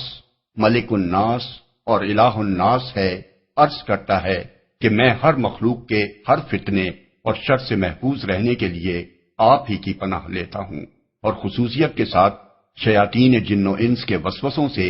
آپ کی پناہ مانگتا ہوں، کیونکہ راہ راست کی پیروی میں وہی سب سے زیادہ مانع ہوتے ہیں۔ اس آغاز کے ساتھ یہ اختتام جو مناسبت رکھتا ہے وہ کسی صاحب نظر سے پوشیدہ نہیں رہ سکتی۔ بسم اللہ الرحمن الرحیم۔ شروع اللہ کے نام سے جو رحمان و رحیم ہے۔ قل اعوذ برب الفلق من شر ما خلق ومن شر غاسق اذا وقب ومن شر النفاثات في العقد ومن شر حاسد اذا حسد۔ کہو میں پناہ مانگتا ہوں صبح کے رب کی ہر اس چیز کے شر سے جو اس نے پیدا کی ہے، اور رات کی تاریکی کے شر سے جبکہ وہ چھا جائے، اور گرہوں میں پھونکنے والوں یا والیوں کے شر سے، اور حاسد کے شر سے جبکہ وہ حسد کرے۔ کہو چونکہ قل یعنی کہو کا لفظ اس پیغام کا ایک حصہ ہے جو تبلیغ رسالت کے لیے نبی صلی اللہ علیہ وسلم پر بذریعہ وحی نازل ہوا ہے، اس لیے اگرچہ اس ارشاد کے اولین مخاطب تو رسول اللہ صلی اللہ علیہ وسلم ہی ہیں، مگر آپ کے بعد ہر مومن بھی اس کا مخاطب ہے۔ پناہ مانگتا ہوں۔ پناہ مانگنے کے فعل میں لازماً 3 اجزاء شامل ہوتے ہیں: ایک بجائے خود پناہ مانگنا، دوسرے پناہ مانگنے والا، تیسرا وہ جس کی پناہ مانگی جائے۔ پناہ مانگنے سے مراد کسی چیز سے خوف محسوس کر کے اپنے آپ کو اس سے بچانے کے لیے کسی دوسرے کی حفاظت میں جانا، یا اس کی آڑ لینا، یا اس سے لپٹ جانا، یا اس کے سائے میں چلا جانا ہے۔ پناہ مانگنے والا بہرحال وہی شخص ہوتا ہے جو محسوس کرتا ہے کہ جس چیز سے وہ ڈر رہا ہے اس کا مقابلہ وہ خود نہیں کر سکے گا، بلکہ وہ اس کا حاجت مند ہے کہ اس سے بچنے کے لیے دوسرے کی پناہ لے۔ پھر جس کی پناہ مانگی جاتی ہے وہ لازماً کوئی ایسا ہی شخص یا وجود ہوتا ہے جس کے متعلق پناہ لینے والا یہ سمجھتا ہے کہ اس خوفناک چیز سے وہی اس کو بچا سکتا ہے۔ اب پناہ کی ایک قسم تو وہ ہے جو قوانین طبعی کے مطابق عالم اسباب کے اندر کسی محسوس مادی چیز یا شخص یا طاقت سے حاصل کی جاتی ہے، مثلا دشمن کے حملے سے بچنے کے لیے کسی قلعے میں پناہ لینا، یا گولیوں کی بوچھاڑ سے بچنے کے لیے خندق یا کسی دمدمے یا کسی دیوار کی آڑ لینا، یا کسی طاقتور ظالم سے بچنے کے لیے کسی انسان یا قوم یا حکومت کے پاس پناہ لینا، یا دھوپ سے بچنے کے لیے کسی درخت یا عمارت کے سائے میں پناہ لینا۔ بخلاف اس کے دوسری قسم وہ ہے جس میں ہر طرح کے خطرات اور ہر طرح کی مادی، اخلاقی یا روحانی مضرتوں اور نقصان رساں چیزوں سے کسی فوق الفطری ہستی کی پناہ اس عقیدے کی بنا پر مانگی جاتی ہے کہ وہ ہستی عالم اسباب پر حکمراں ہے اور بالاتر از حس و ادراک طریقے سے وہ اس شخص کی ضرور حفاظت کر سکتی ہے جو اس کی پناہ ڈھونڈ رہا ہے۔ پناہ کی یہ دوسری قسم ہی نہ صرف سورہ فلق اور سورہ ناس میں مراد ہے، بلکہ قرآن اور حدیث میں جہاں بھی اللہ تعالیٰ کی پناہ مانگنے کا ذکر کیا گیا ہے اس سے مراد یہی خاص قسم کی پناہ ہے، اور عقیدہ توحید کا لازمہ یہ ہے کہ اس نوعیت کا تعوذ یا استعاذہ یعنی پناہ مانگنا اللہ کے سوا کسی اور سے نہ کیا جائے۔ مشرکین اس نوعیت کا تحفظ اللہ کے سوا دوسری ہستیوں مثلا جنوں یا دیویوں اور دیوتاؤں سے مانگتے تھے اور آج بھی مانگتے ہیں۔ مادہ پرست لوگ اس کے لیے بھی مادی ذرائع و وسائل ہی کی طرف رجوع کرتے ہیں، کیونکہ وہ کسی فوق الفطری طاقت کے قائل نہیں ہیں، مگر مومن ایسی تمام آفات و بلیات کے مقابلے میں جن کو دفع کرنے پر وہ خود اپنے آپ کو قادر نہیں سمجھتا، صرف اللہ کی طرف رجوع کرتا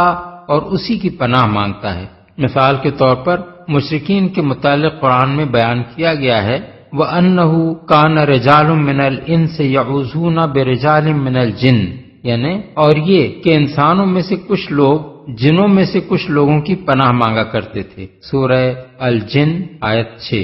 اور اس کی تشریح کرتے ہوئے ہم نے سورہ جن میں حضرت عبداللہ بن عباس کی یہ روایت نقل کر چکے ہیں کہ مشرکین عرب کو جب رات کسی سنسان وادی میں گزارنی پڑتی تو وہ پکار کر کہتے ہم اس وادی کے رب کی، یعنی اس جن کی جو اس وادی پر حکمراں ہے یا اس وادی کا مالک ہے، پناہ مانگتے ہیں۔ بخلاف اس کے فرعون کے متعلق فرمایا گیا ہے کہ حضرت موسیٰ کی پیش کردہ عظیم نشانیوں کو دیکھ کر فتولا برکنہ، یعنی وہ اپنے بلبوتے پر اکڑ گیا۔ سورہ الزاریات آیت 39۔ لیکن خدا پرستوں کا رویہ قرآن میں یہ بتایا گیا ہے کہ جس چیز کا بھی وہ خوف محسوس کرتے ہیں، خواہ وہ مادی ہو یا اخلاقی یا روحانی، اس کے شر سے بچنے کے لیے وہ خدا کی پناہ مانگتے ہیں۔ چنانچہ حضرت مریم کے متعلق بیان ہوا ہے کہ جب اچانک تنہائی میں خدا کا فرشتہ ایک مرد کی شکل میں ان کے سامنے آیا، جبکہ وہ نہ جانتی تھیں کہ یہ فرشتہ ہے، تو انہوں نے کہا اعوذ بالرحمن منک ان کنت تقیا، یعنی اگر تو خدا سے ڈرنے والا آدمی ہے تو میں تجھ سے خدا رحمان کی پناہ مانگتی ہوں۔ سورہ مریم آیت 18۔ حضرت نوح نے جب اللہ تعالیٰ سے ایک بیجا دعا کی اور جواب میں اللہ کی طرف سے ان پر ڈانٹ پڑی تو انہوں نے فوراً عرض کیا رب انی اعوذ بک ان اسألک ما لیس لی بہ علم، یعنی میرے رب میں تیری پناہ مانگتا ہوں اس بات سے کہ میں تجھ سے ایسی چیز کی درخواست کروں جس کا مجھے علم نہیں ہے۔ سورہ ہود آیت 47۔ حضرت موسیٰ نے جب بنی اسرائیل کو گائے ذبح کرنے کا حکم دیا اور انہوں نے کہا کہ آپ ہم سے مذاق کرتے ہیں، تو انہوں نے جواب میں فرمایا اعوذ باللہ ان اکون من الجاہلین، یعنی میں خدا کی پناہ مانگتا ہوں اس بات سے کہ جاہلوں کی سی باتیں کروں۔ سورہ البقرہ آیت 67۔ یہی شان ان تمام تعوذات کی ہے جو رسول اللہ صلی اللہ علیہ وسلم سے کتب حدیث میں منقول ہوئے ہیں۔ مثال کے طور پر حضور کی حسب ذیل دعاؤں کو ملاحظہ کیجیے۔ ان عائشہ ان النبی صلی اللہ علیہ وسلم کان یقول فی دعائہ اللہم انی اعوذ بک من شر ما عملت ومن شر ما لم اعمل، بروایت مسلم۔ یعنی حضرت عائشہ سے روایت ہے کہ نبی صلی اللہ علیہ وسلم اپنی دعاؤں میں یہ فرمایا کرتے تھے کہ خدایا میں تیری پناہ مانگتا ہوں ان کاموں کے شر سے جو میں نے کیے اور ان کاموں کے شر سے جو میں نے نہیں کیے، یعنی اگر میں نے کوئی غلط کام کیا ہے تو اس کے برے نتیجے سے پناہ مانگتا ہوں، اور اگر کوئی کام جو کرنا چاہیے تھا میں نے نہیں کیا تو اس کے نقصان سے بھی پناہ مانگتا ہوں، یا اس بات سے پناہ مانگتا ہوں کہ جو کام نہ کرنا چاہیے وہ میں کبھی کر گزروں۔ ان ابن عمر کان من دعائے رسول اللہ صلی اللہ علیہ وسلم اللہم انی اعوذ بک من زوال نعمتک و تحول عافیتک و فجأت نقمتک و جمیع سخطک، بروایت مسلم۔ ابن عمر کی روایت ہے کہ رسول اللہ صلی اللہ علیہ وسلم کی دعاؤں میں سے ایک یہ بھی تھی کہ خدایا میں تیری پناہ مانگتا ہوں اس سے کہ تیری جو نعمت مجھے حاصل ہے وہ چھن جائے، اور تجھ سے جو عافیت مجھے نصیب ہے وہ نصیب نہ رہے، اور تیرا غضب یکایک ٹوٹ پڑے، اور پناہ مانگتا ہوں تیری ہر طرح کی ناراضی سے۔ عن زید بن ارقم کان رسول اللہ صلی اللہ علیہ وسلم یقول اللہم انی اعوذ بک من علم لا ينفع ومن قلب لا يخشع ومن نفس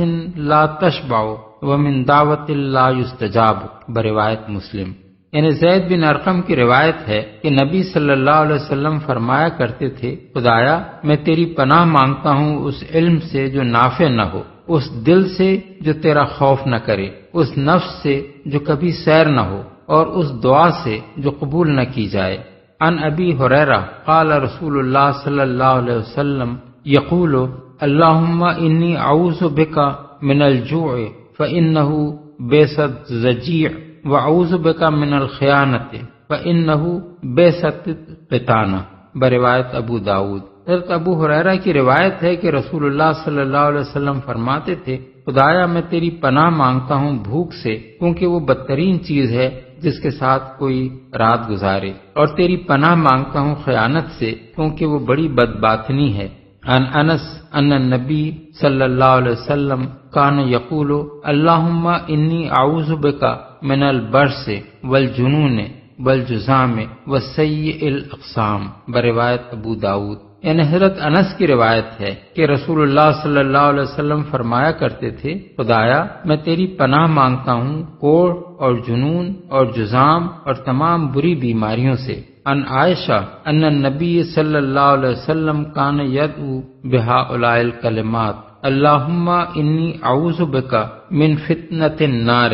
ومن شر الغنی والفقر، بروایت ترمذی و ابو داود۔ یعنی حضرت عائشہ کی روایت ہے کہ حضور ان کلمات کے ساتھ دعا مانگا کرتے تھے، خدایا میں تیری پناہ مانگتا ہوں آگ کے فتنے سے اور مالداری اور مفلسی کے شر سے۔ عن قطبہ بن مالک کان النبی صلی اللہ علیہ وسلم یقول اللہم انی اعوذ بک من منکرات الاخلاق والاعمال والاہواء، روایت ترمذی۔ قطبہ بن مالک کہتے ہیں کہ نبی صلی اللہ علیہ وسلم فرمایا کرتے تھے، خدایا میں برے اخلاق اور برے اعمال اور بری خواہشات سے تیری پناہ مانگتا ہوں۔ شکل بن حمید نے حضور سے عرض کیا، مجھے کوئی دعا بتائیے۔ فرمایا، کہو اللہم انی اعوذ بک من شر سمعی ومن شر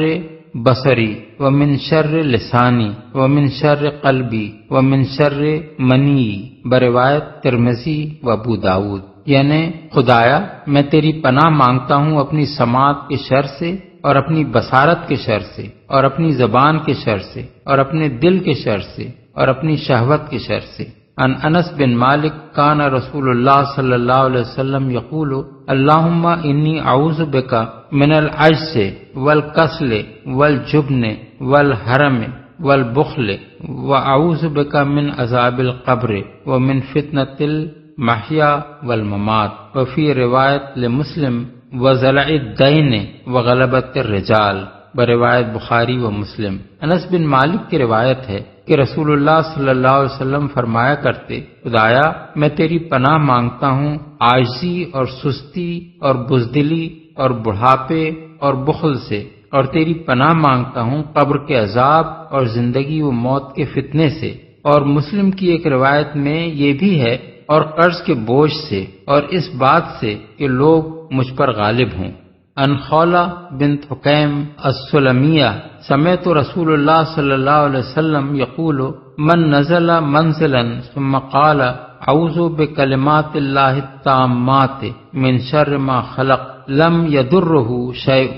حتی یرتحل من ذلک المنزل، بروایت مسلم۔ یعنی خولہ بنت حکیم سلمیہ کہتی ہیں کہ میں نے رسول اللہ صلی اللہ علیہ وسلم کو یہ فرماتے سنا ہے کہ جو شخص کسی نئی منزل پر اترے اور یہ الفاظ کہے کہ میں اللہ کے بے عیب کلمات کی پناہ مانگتا ہوں مخلوقات کے شر سے، تو اسے کوئی چیز نقصان نہ پہنچائے گی یہاں تک کہ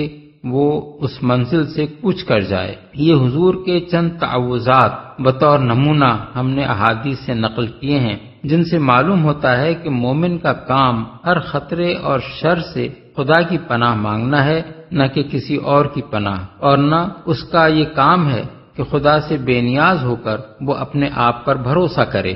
صبح کے رب کی اصل میں لفظ رب الفلق استعمال ہوا ہے۔ فلق کے اصل معنی پھاڑنے کے ہیں۔ مفسرین کی عظیم اکثریت نے اس سے مراد رات کی تاریکی کو پھاڑ کر سپیدہ صبح نکالنا لیا ہے، کیونکہ عربی زبان میں فلق الصبح کا لفظ طلوع صبح کے معنی میں بکثرت استعمال ہوتا ہے۔ قرآن میں بھی اللہ تعالیٰ کے لیے فالق الاصباح کے الفاظ استعمال ہوئے ہیں، یعنی وہ جو رات کی تاریکی کو پھاڑ کر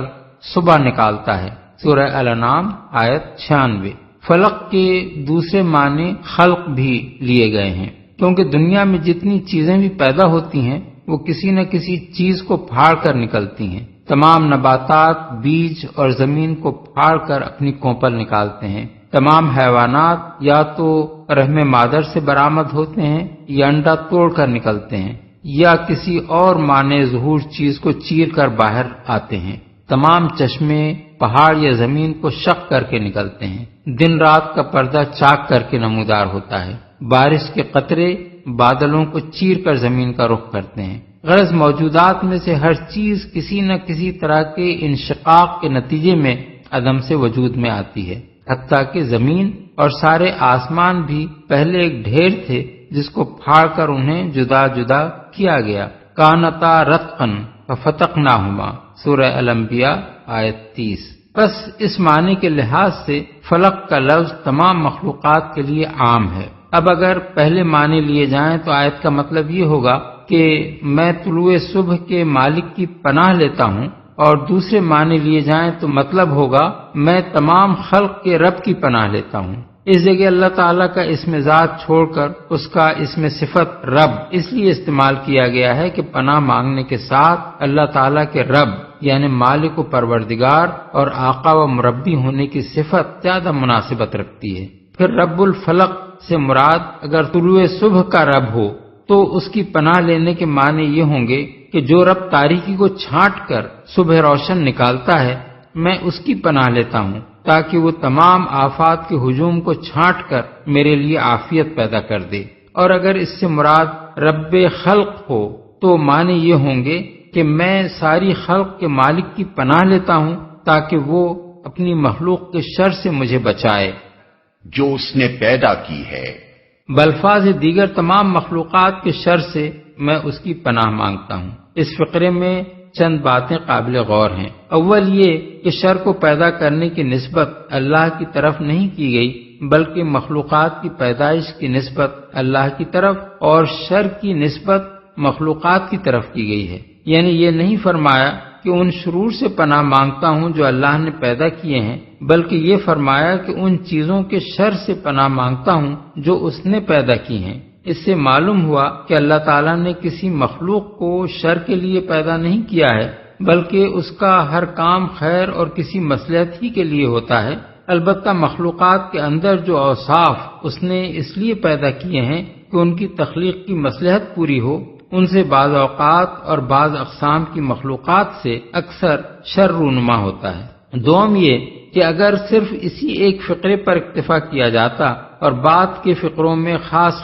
قسم کی مخلوقات کے شرور سے الگ الگ خدا کی پناہ مانگنے کا نہ بھی ذکر کیا جاتا تو یہ فقرہ مدعا پورا کرنے کے لیے کافی تھا، کیونکہ اس میں ساری ہی مخلوقات کے شر سے خدا کی پناہ مانگ لی گئی ہے۔ اس عام استعاذے کے بعد چند مخصوص شرور سے پناہ مانگنے کا ذکر خود بخود یہ معنی دیتا ہے کہ ویسے تو میں خدا کی پیدا کی ہوئی ہر مخلوق کے شر سے خدا کی پناہ مانگتا ہوں، لیکن خاص طور پر وہ چند شرور جن کا ذکر سورہ فلق کی باقی آیات اور سورہ ناس میں کیا گیا ہے ایسے ہیں جن سے خدا کی امان پانے کا میں بہت محتاج ہوں۔ سوم یہ کہ مخلوقات کے شر سے پناہ حاصل کرنے کے لیے موزوں ترین اور مؤثر ترین استعاذہ اگر کوئی ہو سکتا ہے تو وہ یہ ہے کہ ان کے خالق کی پناہ مانگی جائے، کیونکہ وہ بہرحال اپنی مخلوق پر غالب ہے اور ان کے ایسے شرور کو بھی جانتا ہے جنہیں ہم جانتے ہیں اور ایسے شرور سے بھی واقف ہے جنہیں ہم نہیں جانتے، لہذا اس کی پناہ گویا اس حاکم اعلیٰ کی پناہ ہے جس کے مقابلے کی طاقت کسی مخلوق میں نہیں ہے، اور اس کی پناہ مانگ کر ہم ہر مخلوق کے ہر شر سے اپنا بچاؤ کر سکتے ہیں، خواہ وہ ہمیں معلوم ہو یا نہ ہو۔ نیز اس میں دنیا ہی کے نہیں آخرت کے بھی ہر شر سے استعاذہ شامل ہے۔ چہارم یہ کہ شر کا لفظ نقصان، ضرر، تکلیف اور الم کے لیے بھی استعمال ہوتا ہے، اور ان اسباب کے لیے بھی جو نقصان و ضرر اور تکلیف و الم کے موجب ہوتے ہیں، مثلا بیماری، بھوک، کسی حادثے یا جنگ میں زخمی ہونا، آگ سے جل جانا، سانپ بچھو وغیرہ سے ڈسا جانا، اولاد کی موت کے غم میں مبتلا ہونا، اور ایسے ہی دوسرے شرور پہلے معنی میں شر ہیں کیونکہ یہ بجائے خود تکلیف اور اذیت ہیں، بخلاف اس کے مثال کے طور پر کفر، شرک اور ہر قسم کے گناہ اور ظلم دوسرے معنی میں شر ہیں،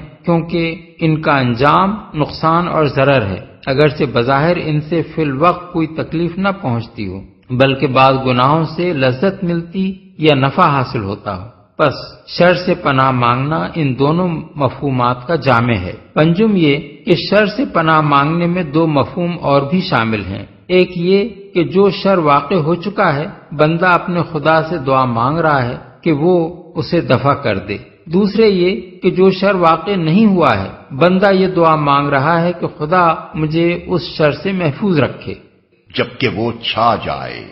مخلوقات کے شر سے عموماً خدا کی پناہ مانگنے کے بعد اب بعض خاص مخلوقات کے شر سے خصوصیت کے ساتھ پناہ مانگنے کی تلقین کی جا رہی ہے۔ آیت میں غاسق اذا وقب کے الفاظ استعمال ہوئے ہیں۔ غاسق کے لغوی معنی تاریک کے ہیں، چنانچہ قرآن میں ایک جگہ ارشاد ہوا ہے اقم الصلاۃ لدلوک الشمس الی غسق اللیل، یعنی نماز قائم کرو زوال آفتاب کے وقت سے رات کے اندھیرے تک، سورہ بنی اسرائیل آیت 78۔ اور وقبہ کے معنی داخل ہونے یا چھا جانے کے ہیں۔ رات کی تاریکی کے شر سے خاص طور پر اس لیے پناہ مانگنے کی تلقین کی گئی ہے کہ اکثر جرائم اور مظالم رات ہی کے وقت ہوتے ہیں، موذی جانور بھی رات ہی کو نکلتے ہیں، اور عرب میں طوائف الملوکی کا جو حال ان آیات کے نزول کے وقت تھا، اس میں تو رات بڑی خوفناک چیز تھی۔ اس کے اندھیرے میں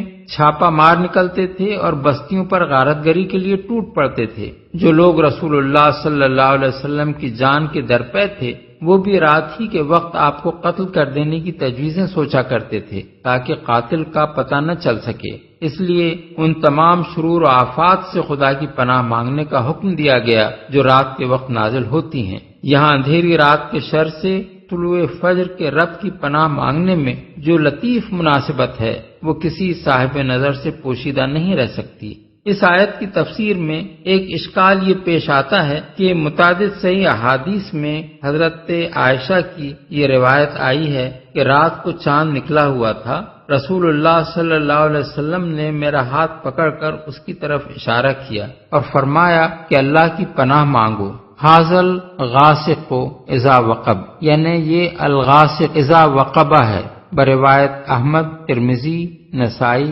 ابن جریر، ابن المنذر، حاکم اور ابن مردویہ۔ اس کی تعویل میں بعض لوگوں نے کہا ہے کہ اذا وقبہ کا مطلب یہاں اذا خسفہ ہے، یعنی جب وہ گہنا جائے یا چاند گرہن اس کو ڈھانک لے، لیکن کسی روایت میں بھی یہ نہیں آیا ہے کہ جس وقت حضور نے چاند کی طرف اشارہ کر کے یہ بات فرمائی تھی اس وقت وہ گرہن میں تھا۔ اور لغت عرب میں بھی اذا وقبہ کے معنی اذا خسفہ کسی طرح نہیں ہو سکتے۔ ہمارے نزدیک اس حدیث کی صحیح تعویل یہ ہے کہ چاند نکلنے کا وقت چونکہ رات ہی کو ہوتا ہے، دن کو اگر چاند آسمان پر ہوتا بھی ہے تو روشن نہیں ہوتا، اس لیے حضور کے ارشاد کا مطلب یہ ہے کہ اس کے یعنی چاند کے آنے کے وقت یعنی رات سے خدا کی پناہ مانگو، کیونکہ چاند کی روشنی مدافعت کرنے والے کے لیے اتنی مددگار نہیں ہوتی جتنی حملہ کرنے والے کے لیے ہوتی ہے، اور جرم کا شکار ہونے والے کے لیے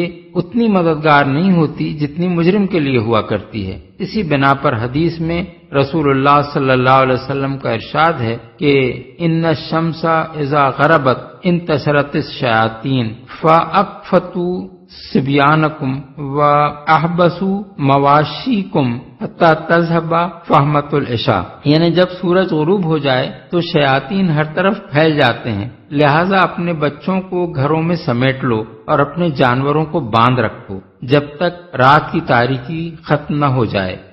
پھونکنے والوں کے شر سے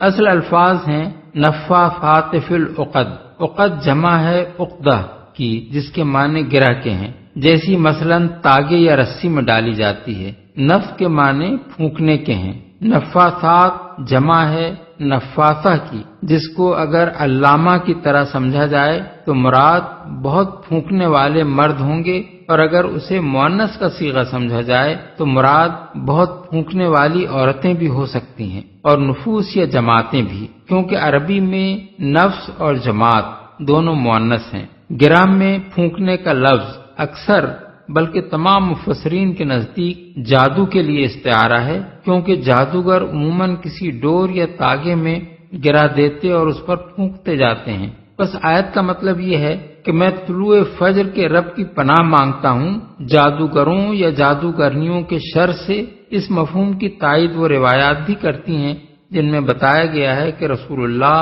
صلی اللہ علیہ وسلم پر جب جادو ہوا تھا تو جبریل علیہ السلام نے آ کر حضور کو معوذتین پڑھنے کی ہدایت کی تھی، اور معوذتین میں یہی ایک فقرہ ہے جو براہ راست جادو سے تعلق رکھتا ہے۔ ابو مسلم اصفہانی اور زمخشری نے نفاثات فی العقد کا ایک اور مفہوم بھی بیان کیا ہے، اور وہ یہ ہے کہ اس سے مراد عورتوں کی مکاری اور مردوں کے عزائم اور آراء اور خیالات پر ان کی اثر اندازی ہے، اور اس کو جادوگری سے تشبیہ دی گئی ہے، کیونکہ عورتوں کی محبت میں مبتلا ہو کر آدمی کا وہ حال ہو جاتا ہے گویا اس پر جادو کر دیا گیا ہے۔ یہ تفسیر اگرچہ پرلطف ہے لیکن اس تفسیر کے خلاف ہے جو سلف سے مسلم چلی آتی ہے، اور ان حالات سے بھی یہ مطابقت نہیں رکھتی جن میں معوذتین نازل ہوئی ہیں، جیسا کہ ہم دیباچے میں بیان کر چکے ہیں۔ جادو کے متعلق یہ جان لینا چاہیے کہ اس میں چونکہ دوسرے شخص پر برا اثر ڈالنے کے لیے شیاطین یا ارواح خبیثہ یا ستاروں کی مدد مانگی جاتی ہے، اس لیے قرآن میں اسے کفر کہا گیا ہے۔ وما کفر سلیمان ولکن الشیاطین کفروا یعلمون الناس السحر، یعنی سلیمان نے کفر نہیں کیا تھا بلکہ شیاطین نے کفر کیا تھا، وہ لوگوں کو جادو سکھاتے تھے۔ سورہ البقرہ آیت 102۔ لیکن اگر اس میں کوئی کلمہ کفر یا کوئی فعل شرک نہ بھی ہو تو وہ بالاتفاق حرام ہے، اور نبی صلی اللہ علیہ وسلم نے اسے 7 ایسے کبیرہ گناہوں میں شمار کیا ہے جو انسان کی آخرت کو برباد کر دینے والے ہیں۔ بخاری و مسلم میں حضرت ابو ہریرہ کی روایت ہے کہ حضور نے فرمایا 7 غارت گر چیزوں سے پرہیز کرو۔ لوگوں نے پوچھا وہ کیا ہیں یا رسول اللہ؟ فرمایا خدا کے ساتھ کسی کو شریک کرنا، جادو، کسی ایسی جان کو ناحق قتل کرنا جسے اللہ نے حرام کیا ہے، سود کھانا، یتیم کا مال کھانا، جہاد میں دشمن کے مقابلے سے پیٹ پھیر کر بھاگ نکلنا، اور بھولی بھالی عفیف مومن عورتوں پر زنا کی تہمت لگانا۔ جبکہ وہ حسد کرے۔ حسد کا مطلب یہ ہے کہ کسی شخص کو اللہ نے جو نعمت یا فضیلت یا خوبی عطا کی ہو اس پر کوئی دوسرا شخص جلے اور یہ چاہے کہ وہ اس سے سلب ہو کر حاسد کو مل جائے، یا کم از کم یہ کہ اس سے ضرور چھن جائے۔ البتہ حسد کی تعریف میں یہ بات نہیں آتی کہ کوئی شخص یہ چاہے کہ جو فضل دوسرے کو ملا ہے وہ مجھے بھی مل جائے۔ یہاں حاسد کے شر سے اللہ تعالیٰ کی پناہ اس حالت میں مانگی گئی ہے جبکہ وہ حسد کرے، یعنی اپنے دل کی آگ بجھانے کے لیے قول یا عمل سے کوئی اقدام کرے، کیونکہ جب تک وہ کوئی اقدام نہیں کرتا اس وقت تک اس کا جلنا بجائے خود چاہے برا صحیح مگر محسود کے لیے ایسا شر نہیں بنتا کہ اس سے پناہ مانگی جائے۔ پھر جب ایسا شر کسی حاسد سے ظاہر ہو تو اس سے بچنے کے لیے اولین تدبیر یہ ہے کہ اللہ کی پناہ مانگی جائے۔ اس کے ساتھ حاسد کے شر سے امان پانے کے لیے چند چیزیں اور بھی مددگار ہوتی ہیں۔ ایک یہ کہ انسان اللہ پر بھروسہ کرے اور یقین رکھے کہ جب تک اللہ نہ چاہے کوئی اس کا کچھ نہیں بگاڑ سکتا۔ دوسرے یہ کہ حاسد کی باتوں پر صبر کرے، بے صبر ہو کر ایسی باتیں یا کارروائیاں نہ کرنے لگے جن سے وہ خود بھی اخلاقی طور پر حاسد ہی کی سطح پر آ جائے۔ تیسرے یہ کہ حاسد خواہ خدا سے بے خوف اور خلق سے بے شرم ہو کر کیسی بےہودہ حرکتیں کرتا رہے، محسود بہرحال تقوی پر قائم رہے۔ چوتھے یہ کہ اپنے دل کو اس کی فکر سے بالکل فارغ کر لے اور اس کو اس طرح نظر انداز کر دے کہ گویا وہ ہے ہی نہیں، کیونکہ اس کی فکر میں پڑنا حاسد سے مغلوب ہونے کا پیش خیمہ ہوتا ہے۔ پانچویں یہ کہ حاسد کے ساتھ بدی سے پیش آنا درکنار، جب کبھی ایسا موقع آئے کہ محسود اس کے ساتھ بھلائی اور احسان کا برتاؤ کر سکتا ہو تو ضرور ایسا ہی کرے، قطع نظر اس سے کہ حاسد کے دل کی جلن محسود کے اس نیک رویے سے مٹتی ہے یا نہیں۔ چھٹے یہ کہ محسود توحید کے عقیدے کو ٹھیک ٹھیک سمجھ کر اس پر ثابت قدم رہے، کیونکہ جس دل میں توحید بسی ہوئی ہو اس میں خدا کے خوف کے ساتھ کسی اور کا خوف جگہ ہی نہیں پا سکتا۔